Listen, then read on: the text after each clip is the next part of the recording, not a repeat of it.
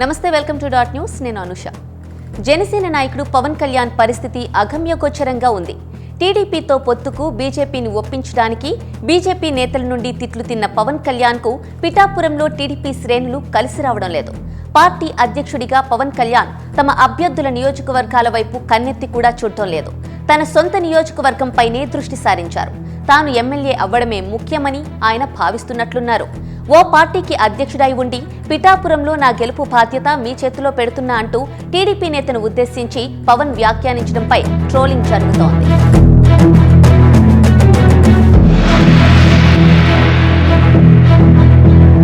Janasena party అధ్యక్షుడు ఏం చేస్తున్నారు? తన సొంత నియోజకవర్గం పిఠాపురంలో తిరుగుతున్నారు. ఎలాగో ఒకలాగా ఈ ఎన్నికల్లో అయినా తనని ఎమ్మెల్యేని చేయమని అడుగుతున్నారు. ఆయన వారాహి యాత్ర మొదలుపెట్టింది లగాయతూ పిఠాపురం పైనే ఫోకస్ పెట్టారు. పార్టీ అధ్యక్షుడిగా ఆయన తమ అభ్యర్థులు పోటీ చేస్తున్న మిగతా 20 నియోజకవర్గాల్లోనూ ప్రచారం చేయాలి. పొత్తు పెట్టుకున్నారు కాబట్టి మిత్రపక్షాలైన టీడీపీ, బీజేపీ అభ్యర్థుల నియోజకవర్గాల్లోనూ ప్రచారం చేసి పెట్టాలి. కానీ పవన్ కళ్యాణ్ మాత్రం ఒక్కవైపే చూస్తున్నారు. రెండో వైపు చూడ్డానికి భయపడుతున్నారు. పిఠాపురం సీటును ఆయన ఎంచుకోవడానికి కారణం ఆ నియోజకవర్గంలో చెప్పుకోదగ్గ సంఖ్యలో కాపు సామాజిక వర్గ ఓటర్లు ఉండటమే. కులాలు లేవు, మతాలు లేవు, నేను విశ్వ మానవుణ్ణి అని చెప్పుకునే పవన్ కళ్యాణ్ ఎన్నికల దగ్గరకు వచ్చేసరికి తమ కులం ఓట్ల కోసం పిఠాపురం ఎంచుకున్నారని టీడీపీ సీనియర్లే అంటున్నారు. పిఠాపురంలో పవన్ కళ్యాణ్ కు ఏదీ కలిసి రావడం లేదు. ఎవరూ కదిలి రావడం లేదు. పిఠాపురంలో టీడీపీ రెబల్ వర్మను చంద్రబాబు బుజ్జగించడంతో ఆయన అయిష్టంగా పవన్ కు మద్దతుగా ఉంటానని అన్నారు. అయితే మాటలు చెప్పినంత జోరిగా ఆయన ప్రచారంలో పాల్గొనడం లేదు. పిఠాపురం నియోజకవర్గంలో పాలకపక్ష అభ్యర్థి వంగా గీత దూసుకుపోతున్నారు. ఆమెకు అన్ని వర్గాలు ప్రజల్లోనూ మంచి పేరు ఉండటమే కాకుండా అన్ని వర్గాలు ఆమెకు అండగా ఉన్నాయి.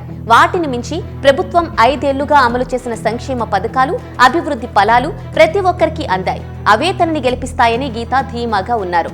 ఈ మధ్యనే పవన్ ఓ వేదికపై మిత్రపక్షం టీడీపీ నాయకుడు అయిన వర్మను ఉద్దేశించి నా విజయం బాధ్యతలు మీ చేతుల్లో పెడుతున్నా అన్నారు.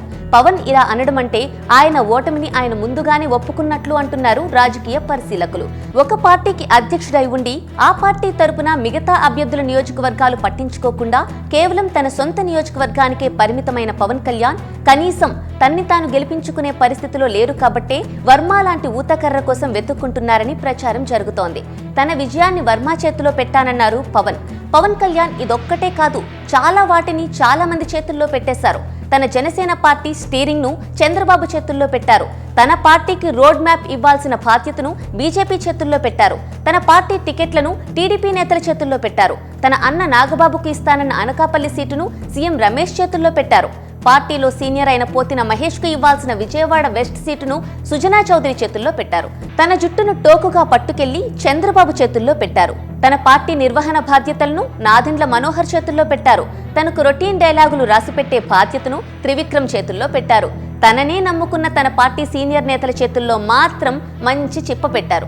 మే 13న జరగబోయే ఎన్నికల్లో జనసేన భవితను గాల్లో పెట్టారు. తన విజయం కోసం దేవుడిపై భారం వేసి దీపాన్ని గాల్లో పెట్టేశారని రాజకీయ వర్గాల్లో సెటైర్లు పేలుతున్నాయి.